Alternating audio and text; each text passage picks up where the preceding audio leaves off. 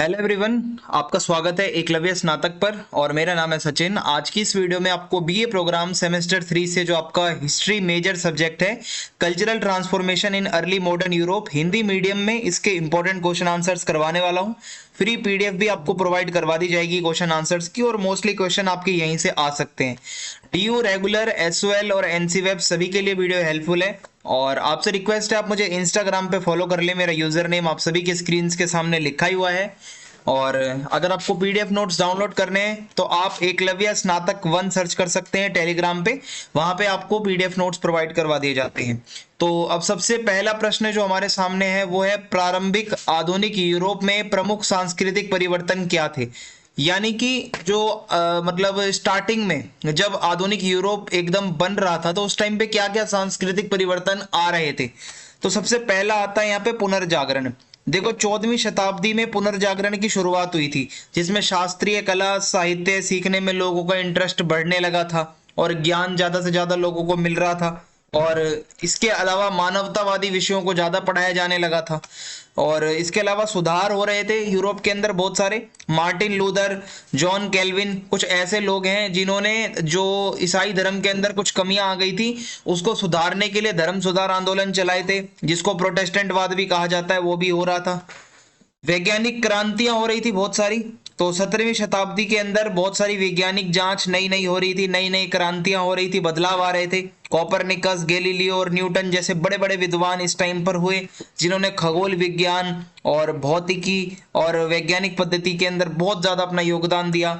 और इसके अलावा ज्ञानोदय का टाइम आता है 18वीं सदी में, ठीक है, जब लोगों को और ज्यादा ज्ञान मिलने लगा, लोग ज्यादा से ज्यादा तर्क वितर्क करने लगे और वोल्टेयर, रूसो, मोंटेस्क्यू ये कुछ ऐसे फिलोसफर्स थे, दार्शनिक थे जिन्होंने अपनी अपनी विचारधाराएं दी, समाज को सुधारने की कोशिश करी।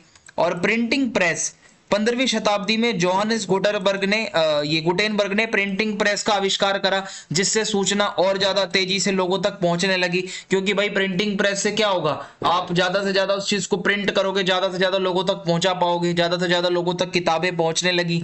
अन्वेषण और वैश्वीकरण, धीरे धीरे अन्वेषण का यहाँ पे अन्वेषण का टाइम आया जब यूरोप के लोगों ने दुनिया के अन्य भागों में जाना शुरू किया, समुद्री यात्राएं शुरू करी, व्यापार करना शुरू करा।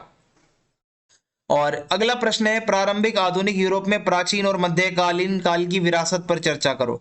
अब आपको प्राचीन और मध्यकालीन यूरोप जो है उसके बारे में कुछ विशेषताएं बतानी है। तो प्राचीन और मध्यकालीन जो काल था यूरोप के अंदर, वो अगर मैं आपको बताऊं, प्राचीन काल प्राचीन ग्रीस और रोम की सभ्यताओं को दिखाता है। तो और मध्यकाल जो है वो हमें आधुनिक कैसे यूरोप हुआ था वो चीजें दिखाता है। यूरोप का मॉडर्न टाइम था ये और बहुत सारे बदलाव हो रहे थे सामाजिक, राजनीतिक और सांस्कृतिक यूरोप के अंदर। एक तो यहाँ पर ये होता है कि मानवतावाद और पुनर्जागरण, ये क्या है, देखो जब आप पुनर्जागरण के बारे में पढ़ते हो तो फिलॉसफी, जिसको हम हिंदी में कहते हैं दर्शन शास्त्र, साहित्य, कला, इस पर ज्यादा से ज्यादा जोर दिया जा रहा था पुनर्जागरण काल के अंदर, ठीक है। और ये बहुत ज्यादा लोगों की नॉलेज बढ़ रही थी, संस्कृति में बदलाव आ रहे थे, 14वीं शताब्दी का टाइम था ये। फिर है मानवतावाद, सबसे इंपॉर्टेंट चीज है जब भी हम पुनर्जागरण को पढ़ते हैं। पुनर्जागरण के अंदर शास्त्रीय शिक्षा, पुरानी जो शिक्षा थी, ठीक है, उस पे दोबारा से उसको रिवाइज कर कर और नए सिरे से लोगों को पढ़ाया जाने लगा। जो शास्त्रीय ग्रंथ हैं या पुराने ग्रंथ थे इनके, उनको दोबारा से पढ़ा जाने लगा, ठीक है, जिससे साहित्य, कला और विज्ञान में बहुत प्रगति होने लगी, ठीक है। और ऐसे ऐसे नए नए सिलेबस बनाए गए जो दोबारा पिछला जो पुराना बहुत पुराना ज्ञान था उसको नए सिरे से नया एडिट करके नए तरीके से लोगों को सिखाया जाने लगा। और वैज्ञानिक क्रांति होने लगी। 16वीं से 18वीं शताब्दी तक वैज्ञानिक क्रांति बहुत ज्यादा हुई। फिजिक्स के क्षेत्र में, एस्ट्रोलॉजी, खगोल विज्ञान, गणित, जीव विज्ञान, इन सभी क्षेत्रों में बहुत सारे वैज्ञानिक हुए, बहुत सारे विद्वान हुए, जैसे कॉपरनिकस है, गैलीलियो है, केपलर है और इसके अलावा न्यूटन है। इन लोगों ने क्या करा कि धीरे धीरे बहुत सारे बदलाव करे, वैज्ञानिक सुधार हुए। और इसके अलावा मध्यकाल के अंदर मेनली जो इसको जाना जाता है वो कैथोलिक चर्च जो हुआ करता था, जो ईसाई धर्म है वो दो भागों में बटा हुआ था, कैथोलिक और प्रोटेस्टेंट। कैथोलिक वो लोग थे जो पुराने रीति रिवाज के हिसाब से चलते थे, प्रोटेस्टेंट वो लोग थे जो मार्टिन लूथर के कहने पर इन लोगों के खिलाफ खड़े हुए थे, आवाज उठा रहे थे कि जो धर्म के अंदर बुराइयां हैं ये उस बुराई को खत्म करना चाहते थे। तो मार्टिन लूथर, जॉन कैल्विन, बहुत सारे सुधारक हुए जिन्होंने ईसाई जो धर्म के अंदर बहुत ज्यादा परिवर्तन करने की कोशिश करी। इसके अलावा राजनीतिक परिवर्तन हो रहे थे बहुत ज्यादा। मध्यकाल के अंदर होता क्या है कि मध्यकाल की सामंती संरचनाओं ने प्रारंभिक आधुनिक युग में केंद्रीकृत राजतंत्रों और राष्ट्र राज्यों को रास्ता दिया, और फ्रांस और स्पेन जैसे पूर्ण राजतंत्रों के उदय ने राजनीतिक शक्ति में बदलाव दिखाया। यानी कि पहले क्या होता था, सामंतवाद बहुत ज्यादा होता था। एक अमीर लोग जो होते थे सोसाइटी के अंदर, समाज के अंदर, उन्हीं को ही मेन समझा जाता था, सारी ताकत उनके पास थी, वो बहुत शोषण करते थे। बट धीरे धीरे केंद्रीकृत राजतंत्रों का भी उदय होने लगा, यानी कि एक राजा ही सब कुछ कंट्रोल करने लगा। इसके अलावा बहुत सारे विद्वान हुए, अरस्तु, प्लेटो, ये विचारक हुए जिन्होंने बहुत सारे राजनीतिक सिद्धांत दिए और बताया कि शासन अच्छे से कैसे हो सकता है, लोगों के क्या अधिकार होते हैं, समाज में कैसे रहना चाहिए। कला और वास्तुकला के अंदर अगर आप देखोगे तो शास्त्रीय सौंदर्य शास्त्र से प्रेरित पुनर्जागरण कला ने यथार्थवाद, आप अगर देखोगे ये जो टाइम था, ठीक है, इसमें बहुत कुछ हो रहा था। जैसे कि मनुष्यों का जो शरीर होता है वो कैसे बनता है, जो एनाटॉमी होती है हमारी, उसके बारे में लोगों ने पढ़ना शुरू किया। इसके अलावा कला वगैरह के बारे में, ठीक है, ये ज्यादा से ज्यादा पढ़ाया जाने लगा। और Leonardo da Vinci, Michael Angelo और राफेल जैसे कलाकारों ने ऐसी रचनाएं बनाई जो बहुत ज्यादा फेमस हो गई।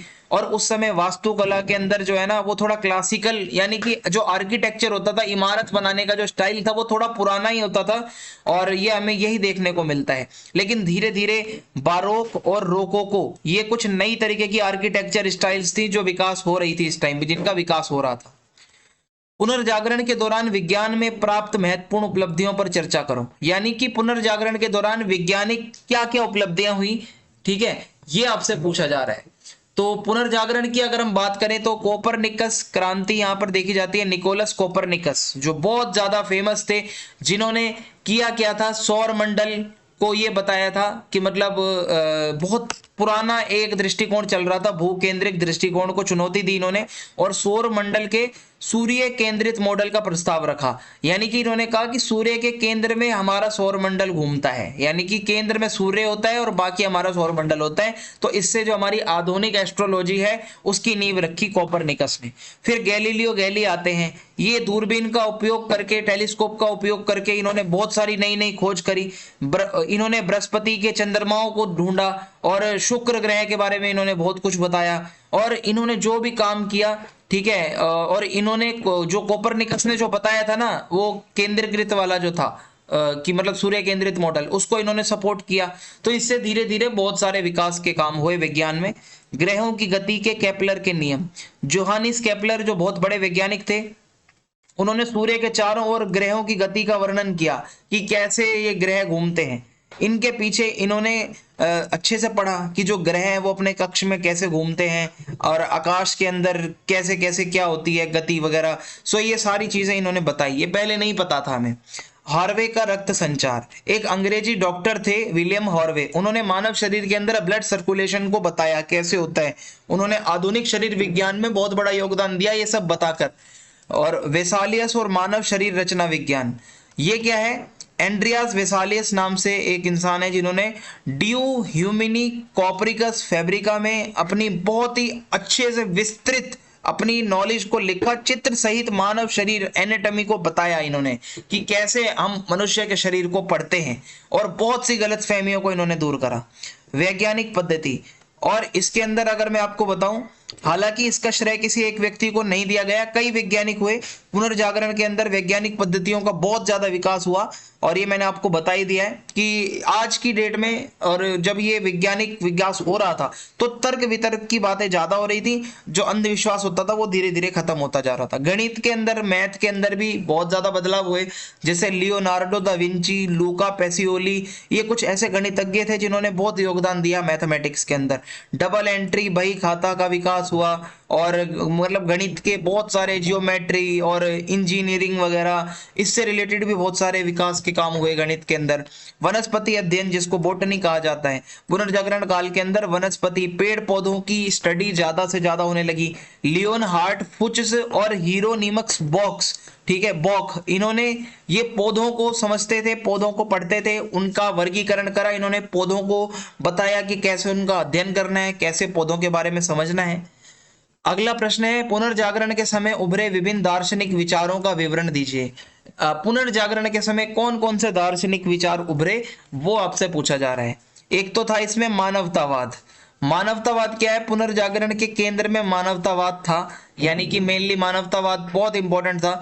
जो व्यक्तियों के अंदर के जो मूल्य होते हैं, ठीक है, उनको हमें पढ़ाना सिखाता है। पेट्रॉर्क और इरास्मस जैसे कुछ मानवतावादी लोग हुए जिन्होंने साहित्य, इतिहास, नैतिकता, एथिक्स वगैरह के विषयों को पढ़ाने पर जोर दिया। लोगों को पढ़ाया जाना चाहिए ये सारी चीजें। मेनली इन सब्जेक्ट्स को पढ़ाने का उद्देश्य था उस टाइम के समाज को समृद्ध बनाना, और जो पहले के समय में यूरोप का ज्ञान होता था वो वापस लोगों को ज्ञान देना एक नई तरीके से। फिर आता है नियो प्लेटोनिज्म। बहुत ही पुराने एक दार्शनिक विचारधारक, मतलब एक बहुत बड़े विचारक हैं प्लेटो, उनसे प्रेरणा लेते हुए नियो प्लाटोनिज्म एक दार्शनिक, बहुत ज्यादा इसके अंदर होता क्या है कि इसने वास्तविकता के रहस्यमय और आध्यात्मिक पहलुओं की खोज करी और हमारे संवेदी अनुभवों से परे एक परलौकिक दुनिया के विचार पर जोर दिया। और मार्सेलियो फिकिनी और पिको डेला मिरांडोला जैसे विचारक इन विचारों को फैलाने में प्रमुख व्यक्ति बने।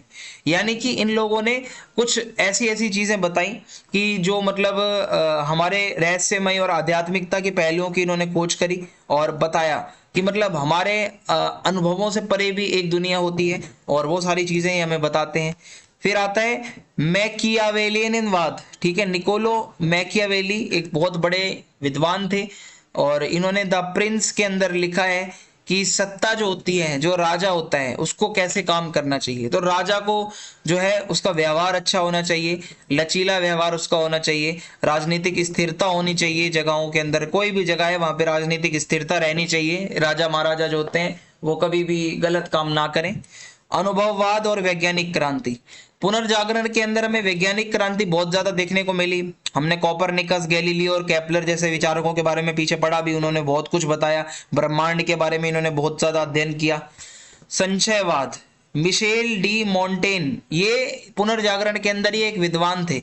इन्होंने बताया कि जो कुछ मान्यताएं थी, यानी कि कुछ रीति रिवाज चलते थे, उस पर इन्होंने क्वेश्चन मार्क लगाए और इन्होंने बोला कि मतलब क्वेश्चन मार्क, साइंटिफिक रीजन होना चाहिए हर चीज के पीछे, ये नहीं आप कुछ भी मान लो जो भी मान्यता होती है। इन्होंने जो अपने निबंध लिखे, इन्होंने मानव ज्ञान के बारे में बहुत कुछ बताया, बहुत सी सांस्कृतिक प्रथाओं को इन्होंने बताया। धर्मनिरपेक्षता, पुनर्जागरण के अंदर धर्मनिरपेक्षता में लोगों ने बहुत इंटरेस्ट दिखाया। और होता क्या है, पहले एक ईसाई धर्म के ऊपर ज्यादा फोकस रहता था लोगों का। धीरे धीरे लोगों ने इस धर्म के दायरे से बाहर आकर और धर्मों के बारे में भी बात करना शुरू करा। धार्मिक सुधार के आर्थिक और सांस्कृतिक प्रभाव पर चर्चा करो। जो धर्म सुधार आंदोलन चला था उसके आर्थिक सांस्कृतिक प्रभाव क्या पड़े? तो आर्थिक प्रभाव तो ये थे, चर्च का जो प्रभाव था वो धीरे धीरे कम होता गया, क्योंकि बेसिकली ये था ही यही कि भाई कैथोलिक चर्च का जो प्रभाव है वो कम से कम हो, उनके अधिकार कम हो और उनकी आर्थिक शक्ति भी उससे कम हुई, ठीक है। और जो जो बहुत प्रथाएं चलती थी उनके अंदर, पैसे वगैरह लेते थे चर्च वाले, वो सब धीरे धीरे खत्म होने लगा। तो जैसे जैसे प्रोटेस्टेंटवाद का उदय होता है वैसे वैसे ये कैथोलिक चर्च का प्रभाव भी कम होता है। पूंजीवाद का उदय हुआ। कुछ विद्वान मानते हैं कि जब ये धर्म सुधार आंदोलन चल रहा था तो पूंजीवाद का भी उदय हुआ। इस टाइम पर कड़ी मेहनत और ज्यादा से ज्यादा जिम्मेदारी पर जोर देने वाले प्रोटेस्टेंट जो लोग होते थे, मैक्स वीबर ने भी ये बताया है कि जहां जहां पर प्रोटेस्टेंटवाद वाले लोग रहते थे उन क्षेत्रों में पूंजीवाद का विकास होने लगा, ठीक है, ऐसा ये देखा गया। फिर इसके बाद अगला है धन पुनर्वितरण। जो भी ऐसे क्षेत्र थे जहां पर प्रोटेस्टेंटवाद वाले लोग रहते थे, वहां पे क्या था कि उन क्षेत्रों में चर्च की भूमि और संपत्तियों को जब्त करने से धन का पुनर्वितरण हुआ, ठीक है। लोगों ने वहां पर संपत्तियों को जब्त करा, फिर उसको गरीब लोगों में बांटा। इससे भूस्वामी और व्यापारियों के एक नए वर्ग का उदय हुआ, जिससे और ज्यादा बदलाव आने लगे। इसके अलावा सांस्कृतिक प्रभाव भी बहुत थे, जैसे धार्मिक बहुलवाद बढ़ा। जब ये प्रोटेस्टेंट सुधार चल रहा था तो इन्होंने क्या करा कि कैथोलिक धर्म के साथ साथ और भी जो प्रोटेस्टेंट संप्रदाय के लोग थे उनको भी एक किया। ठीक है, अलग अलग संस्कृतियों के लोगों को साथ लेकर चलने की कोशिश करी इन्होंने। शिक्षा और साक्षरता, यानी कि प्रोटेस्टेंट वाद वाले लोगों ने ये बोला कि जो बाइबल होती है ना, उसके लिए आपको किसी पादरी की जरूरत नहीं है, आप उसकी व्याख्या खुद करो। व्यक्तिगत व्याख्या लोगों को करना सिखाई इन्होंने, जिससे लोगों ने पढ़ाई लिखाई करना शुरू करी, साक्षरता बढ़ी, शिक्षा में बढ़ोतरी हुई और बाइबल को पढ़ना प्रोटेस्टेंट पूजा का एक केंद्रीय हिस्सा बन गया। यानी कि प्रोटेस्टेंट वाद में बाइबल आप खुद पढ़ते हो जाकर, ना कि किसी पादरी के द्वारा पढ़ी जाती है। सो ये चीजें होती हैं। कला और वास्तुकला, धार्मिक उथल पुथल ने बहुत सारे आर्ट को जन्म दिया।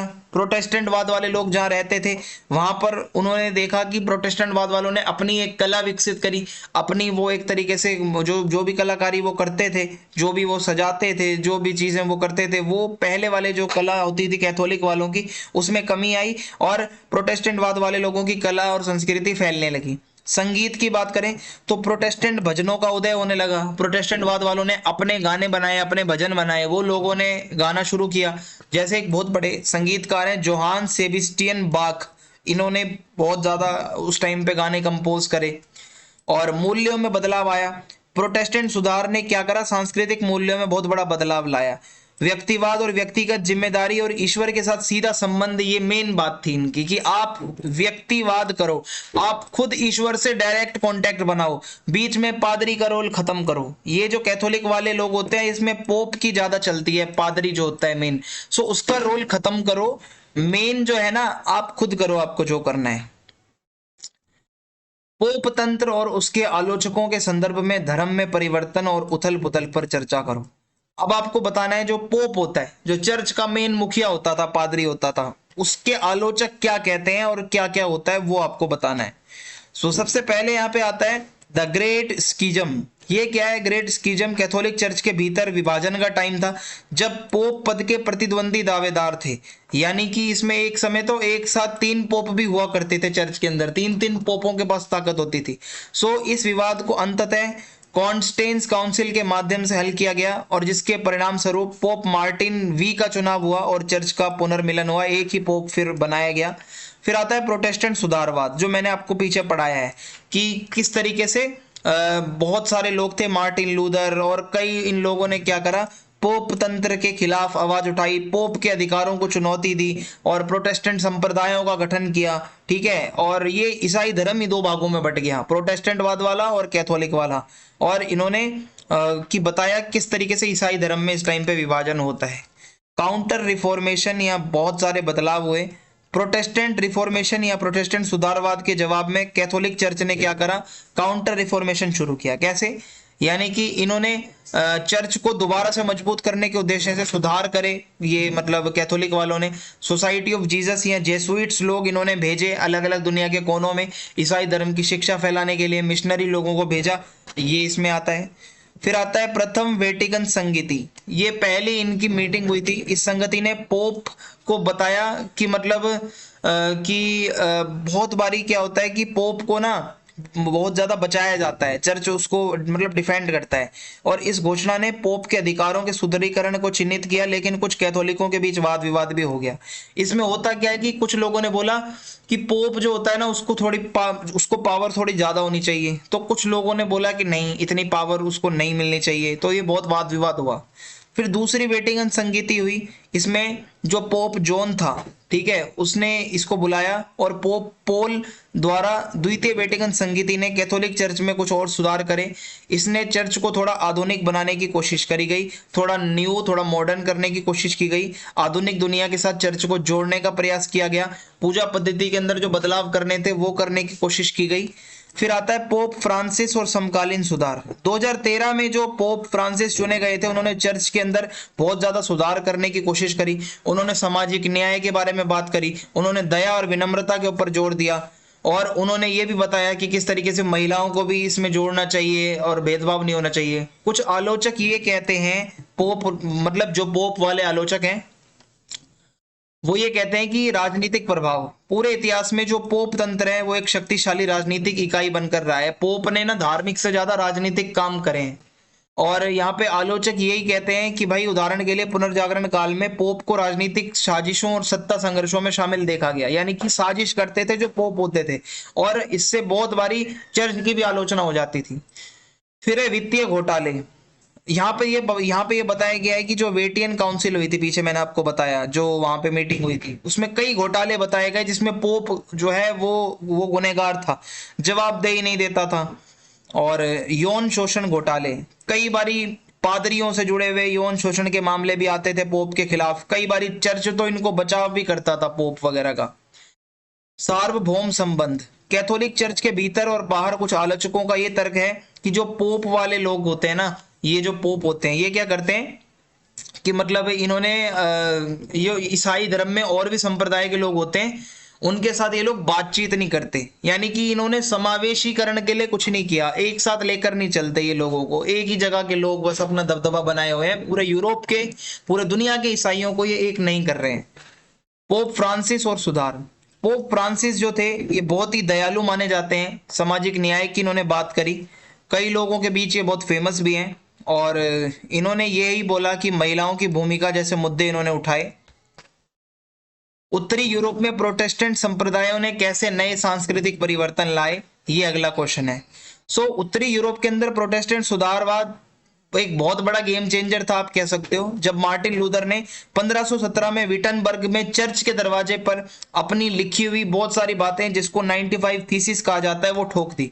इस तरीके से मार्टिन लूथर ने जाके चर्च के बाहर कुछ सवाल लिखकर ठोक दिए, जवाब मांगे वहां के चर्च वालों से, और कई लोगों ने उसको पढ़ा, इसकी कई कॉपियां इन्होंने बंटवाई, कई लोगों को लगा कि हाँ भाई ये बंदा सही कह रहा है। तो एक प्रमुख सांस्कृतिक बदलाव ये हुआ कि इन्होंने बोला बाइबल की व्यक्तिगत व्याख्या होनी चाहिए, यानी कि बाइबल को जो है आप क्या करो, खुद अपने आप पढ़ो, कोई बीच वाले को मतलब आप पादरी वगैरह को मत समझो कुछ, और स्वयं बाइबल पढ़ो। इससे ना केवल साक्षरता दर में वृद्धि होगी और धीरे धीरे लोग जागरूक भी होंगे, सशक्त बनेंगे। फिर इसके बाद आता है कुछ पारंपरिक और कैथोलिक प्रथाएं थी, जैसे संतों की पूजा करना, भोग विलास, पैसे खाते थे कुछ संत होते थे, वो इन्होंने बोला कि खत्म होनी चाहिए। प्रोटेस्टेंट वाद वालों ने पूजा का एक सरल तरीका बताया कि आप खुद भाई ईश्वर से जुड़ो और ज्यादा मूर्ति पूजा वगैरह मत करो, ईश्वर से डायरेक्ट अपना कांटेक्ट बनाओ। सभी जो जो ये होते थे जो प्रोटेस्टेंट वाद वाले, इन्होंने ये बोला कि मतलब थोड़ा लोकतांत्रिक होना चाहिए चर्च, ये नहीं आप बस ऊपर अमीर अमीर लोगों की चल रही है। ईश्वर और व्यक्ति के बीच जो मध्यस्थ लोग होते हैं, पादरी वर्ग, इनकी भूमिका कम करो जितनी हो सके, आप खुद एक ऐसी मानसिकता बनाओ कि आप खुद बात करो। धार्मिक बहुलवाद, लूथरवाद वाले जितने भी लोग थे, जितने भी लोग कैल्विन को मानते थे, एंग्लिकन वाद वाले जितने भी लोग, ये सब वो लोग हैं जो प्रोटेस्टेंट वाद के समर्थक थे। इन्होंने बोला कि सभी संप्रदाय के लोगों को एक करो, जहां ईसाई धर्म के अलग अलग लोग रहते हैं सबको एक करो। फिर है धार्मिक सत्ता का विकेंद्रीकरण। प्रोटेस्टेंट वाद वाले लोगों ने कैथोलिक चर्च की जो केंद्रीकृत सत्ता है उसको चुनौती दी। यहाँ पे क्या है कि पोप की जो सर्वोच्चता होती थी, पोप यानी कि वो पादरी की जो सर्वोच्चता है उसको अस्वीकार करने की बात करी। प्रोटेस्टेंट संप्रदायों ने ज्यादा से ज्यादा जो विकेंद्रीकृत संरचनाएं होती हैं जिसमें शक्ति का बंटवारा होता है, सारी शक्ति किसी एक के पास नहीं होती, उस पर जोर दिया। और फिर है पवित्र शास्त्र की व्यक्तिगत व्याख्या। प्रोटेस्टेंट वाद वालों ने बाइबल की व्यक्तिगत व्याख्या के महत्व पर ज्यादा से ज्यादा जोर दिया, जिससे शिक्षा बढ़े, साक्षरता बढ़े, लोग खुद धार्मिक ग्रंथों को पढ़ें, उनको समझें। स्थानीय भाषा में इन्होंने बाइबल का अनुवाद करवाया। पूजा पद्धतियों में परिवर्तन करवाया। प्रोटेस्टेंट वाद वालों ने बहुत सारे परिवर्तन करवाए, संतों की पूजा करना ये सब इन्होंने बंद करवाया, और एक सरल सिंपल सा एक तरीका हो पूजा पाठ का वो इन्होंने बताया। शिक्षा और साक्षरता, बाइबल पढ़ने पर प्रोटेस्टेंट वाद के कारण शिक्षा बढ़ने लगी, साक्षरता बढ़ने लगी, और इससे स्कूलों की स्थापना हुई, वहां पर पढ़ाया जाने लगा धार्मिक ग्रंथों को, और ज्यादा से ज्यादा लोग एजुकेट हुए।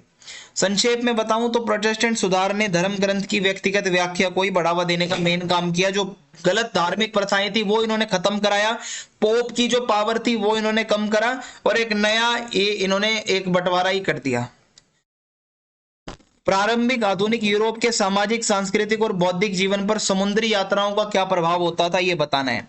तो इतिहास में प्रारंभिक आधुनिक यूरोप के अंदर जो समुद्री यात्राएं होती हैं वो आप समझ लो एक बोल्ड ब्रश स्ट्रोक थी, यानी कि एक इतना बढ़िया टर्निंग पॉइंट था यूरोप के अंदर जिससे कई सामाजिक, सांस्कृतिक और बौद्धिक परिवर्तन हुए। अन्वेषण का टाइम आया जब अंग्रेज लोग यात्रा करते थे इधर से उधर 15वीं से 17वीं शताब्दी तक। इन्होंने ऐसे रास्ते ढूंढे पानी के जो पहले नहीं पता थे किसी को, नई नई जमीनें ढूंढी। जब लोगों ने यात्रा पहली बार करी समुद्र की, तो भाई जिस भी जगह पे वो देश में गए होंगे वो पहली बार ढूंढ रहे होंगे और नए नए समुद्री मार्ग ढूंढे। इससे यूरोपीय समाज दूसरे संस्कृतियों से जुड़ा और ये यात्राओं से और भी बहुत कुछ हुआ। समुद्री यात्राओं का सबसे बड़ा प्रभाव यह पड़ा, व्यापार बढ़ने लगा। जब नए एरियाज में लोग गए, एशिया, अफ्रीका, अमेरिका के समुद्री मार्गों को ढूंढा यूरोप वालों ने, तो कई वस्तुओं का, मसालों का, कीमती धातुओं का जो है व्यापार होता था। सांस्कृतिक भी लेन देन वहां से आदान प्रदान शुरू हो गया। जब आप किसी नए एरिया में जाते हो वहां की संस्कृति आप सीखते हो। व्यापारिक बंदरगाह बनने लगे, ठीक है, और इससे धीरे धीरे धीरे खुलापन आने लगा, लोग और ज्यादा व्यापार वगैरह करने लगे। इसके अलावा समुद्री यात्राओं के दौरान कई सभ्यताओं के लोग आपस में मिलते थे, ठीक है। यूरोपीय लोग जो हैं वो ऐसी जगहों पर जाते थे जहां नई नई सभ्यताओं के लोग रहते थे, तो उनको वो अपनी सभ्यता सिखाते थे, उनकी सभ्यता से कुछ सीखते थे। अमेरिका, अफ्रीका और एशिया में स्वदेशी लोगों के साथ मुठभेड़ भी कभी कभार इनकी हो जाती थी। वहां के नेटिव लोगों के साथ ये लड़ भी जाते थे कभी कभी। और यूरोपीय लोगों ने ये देखा कि कैसे मानव कितना विविध है, कितनी डाइवर्सिटी है, अलग अलग तरीके के लोग दुनिया में रहते हैं, ये इनको पहली बार पता चला। और बौद्धिक दृष्टि से भी समुद्री यात्राओं का प्रभाव बहुत ज्यादा था। दूसरे देशों से नए नए विचार मिलने लगे, कई देशों की कलाकृतियां इन्होंने जानी, कई देशों का ज्ञान मिलने लगा। नए क्षेत्रों की खोज ने वैज्ञानिक, भौगोलिक और दार्शनिक बहुत ज्यादा बदलाव करे। मानचित्र लोगों ने बनाना शुरू किया। जो मानचित्र पहले थोड़ा सा होता था, वो मानचित्र ज्यादा से ज्यादा लोगों को अब पता चलने लगा। मैप कैसे बनता है, मैप का यूज होने लगा, कंपास वगैरह यूज होने लगा। और कलाकारों ने भी बहुत ज्यादा भाई देखा कि जो नए नए इलाकों की जब खोज होती थी तो कलाकार उन क्षेत्रों की ड्राइंग, पेंटिंग वगैरह बनाने लगे। सो निष्कर्ष यही है कि जो आधुनिक यूरोप की समुद्री यात्राएं होती थी वो सिर्फ समुद्री अभियान नहीं होती थी, वो एक बहुत बड़ा परिवर्तन होता था कि भाई किस तरीके से लोग जब वो कर रहे थे यात्राएं, तो उनको सामाजिक, आर्थिक और सांस्कृतिक रूप से बहुत ज्यादा बदलाव का वो टाइम था। सो इन यात्राओं से ये नहीं था कि बस एक समुद्री यात्रा थी, ये इससे कहीं ज्यादा था। जो ऐसी जगहें थी जो आज तक कोई गया नहीं था वो पता चलने लगा, और भी बहुत कुछ। सो आज की इस वीडियो में इतना ही था। अगर आपको वीडियो अच्छी लगी है तो चैनल को सब्सक्राइब करें, वीडियो को शेयर करें। जय हिंद, जय